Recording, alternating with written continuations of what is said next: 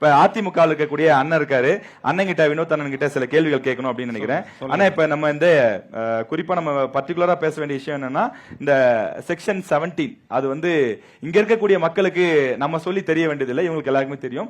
நேயர்கள் வெளி மாவட்டத்தை சேர்ந்தவங்களும் பார்த்துட்டு இருக்காங்க. இப்ப இங்க கிட்டத்தட்ட பாத்தீங்கன்னா ஒரு 88,000 ஏக்கர் அளவுக்கான நிலங்கள் இருக்கு. அதுல வந்து பல வருடங்களாக இங்க மக்கள் வந்து வசிச்சிட்டு இருக்காங்க. ஆனா அது வந்து வனத்துறைக்கு கொடுக்கணும் அப்படின்னு ஒரு தரப்பு சொல்றாங்க.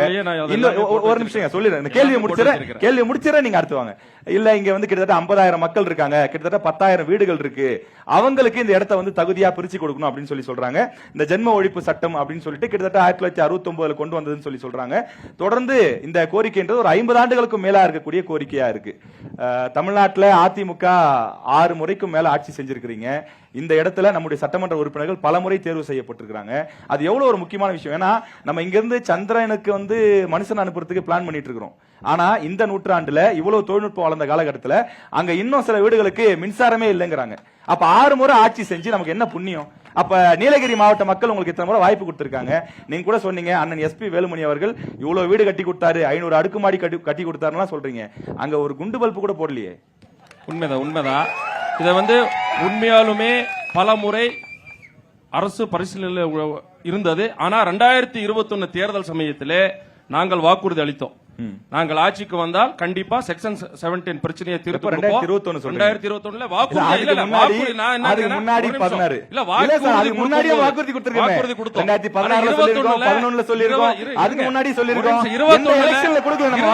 திமுக தலைவர் ஸ்டாலின் வரும்போது என்ன வாக்குறுதி கொடுத்தாரு? இதே வாக்குறுதி கொடுத்தாரு. அந்த கேள்வி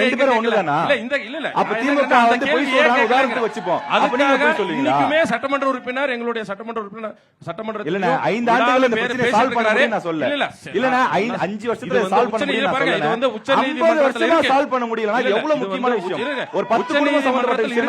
நீங்க என்ன பேச விட்டா நீங்க பேச விட்டா கொஞ்ச நேரம் கேளுங்க. இல்ல நான் கேட்கல, நீங்க பேசுங்க. எவ்வளவு நிமிஷம் பேசலாம் சொல்லுங்க, பேசுங்க. எவ்வளவு நேரம் வேணா நீங்க பேசுங்க. அப்புறம் வேணா பேசுறேன். ஏன்னா இதுக்காக நீங்க வந்து கேட்டுட்டு இருக்க கூடாது. நான் வந்து பதில் சொல்லும் போது நீங்க கேட்க தயாரா இல்ல. நான் விட்டுட்டேன், நீங்க சொல்லுங்க. என் கேள்வி முடிஞ்சிருச்சு. உச்ச நீதிமன்றத்துல இப்ப இருக்கின்ற அரசு அனுமதி கேட்டிருக்கு. அது எல்லாமே வனத்துறைக்கு நாங்க ஒப்படைக்கிறோம் சொல்லி. அது நியாயமா சிந்திச்சு பாருங்க. அதுக்காக போன வாரத்தில் நாங்க போராட்டமே நடத்தி கூடலூர்ல போராட்டமே நாங்க 2 நாளுக்கு முன்னாடி பண்ணோம். அது இப்பதான் 5 வருஷமா பண்ணல, 2 நாளுக்கு முன்னாடி ரெகுலரா நாங்க போராடிட்டு இருக்கிறோம். ரெகுலரா மக்களுக்காக எங்களுடைய சட்டமன்ற உறுப்பினர் போராடிட்டு இருக்கிறாரு. அந்த குற்றச்சாட்டு நானே இங்க எடுத்துட்டு வந்திருக்கேன். ஏன்னா 10,000 பேருக்கு இந்த காலத்திலயும் மின் வசதி இல்லைங்கிறது ரொம்ப வருத்தத்துக்குரிய விஷயம். செக்ஷன் 17 நிலத்துல வந்து எல்லாத்தையுமே இப்ப இருக்கின்ற இந்த திராவிட மாடல் அரசுன்னு சொல்றாங்களே, டோட்டலா உச்ச நீதிமன்றத்தில் அனுமதியே கேட்டிருக்கு வனத்துறைக்கு ஒப்படைக்கிறதுக்கு. இது வந்து உண்மையாலுமே ஒரு கண்டனத்துக்குரிய விஷயம். அதே போல் நீலகிரி மாவட்டத்தை பொறுத்தவரை தேயிலை பிரச்சனையை சொன்னாங்க. தேயிலைக்கு நானே ஃபர்ஸ்டே சொல்லியிருந்தேன், சாதனையிலேயே சொல்லியிருந்தேன். இது வந்து 1996 to 2001 தான் மிகவும் மோசமான காலகட்டம். அந்த மோசமான காலகட்டத்தில் புரட்சி தலைவி அம்மா தான் எல்லா விவசாயிகளை காப்பாற்றின அரசு.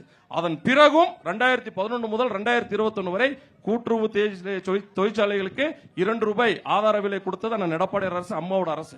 எப்பவுமே விவசாயிகளுக்கு பாதுகாப்பா இருந்தது நீலகிரி மாவட்டத்தில் அம்மாவோட அரசு. அந்த எடப்பாடி அரசு தான் நீலகிரி மாவட்டத்துக்கு பாதுகாப்பா இருந்திருக்கு தவிர, அதே போல் இங்க இருக்கின்ற விவசாயிகள் நலன் கருதி 2006 முதல் 2011 வரை வெறும் 60 கோடி தான் திமுக அரசுல பயிர்க்கடன் கொடுத்திருந்தாங்க. அம்மா வந்ததுக்கு அப்புறம் 150 கோடியை உயர்த்தினாங்க, அதை தள்ளுபடி செஞ்சாங்க. ஆனா எடப்பாடியார் 250 கோடி பயிர்க்கடன் கொடுத்து அதை தள்ளுபடி செஞ்சது. நீலகிரி மாவட்டத்தில் முழுக்க விவசாயத்தை சம்பந்தப்பட்ட மாவட்டங்கிறதுனால அதுல 3 வருஷம் சொல்லிட்டோம். மத்த கேள்வியில நீங்களே கேட்டீங்க. ஒரு நிமிஷம் அவர்கிட்ட பதில் வாங்கிட்டு உங்ககிட்ட வந்துடுறேன்.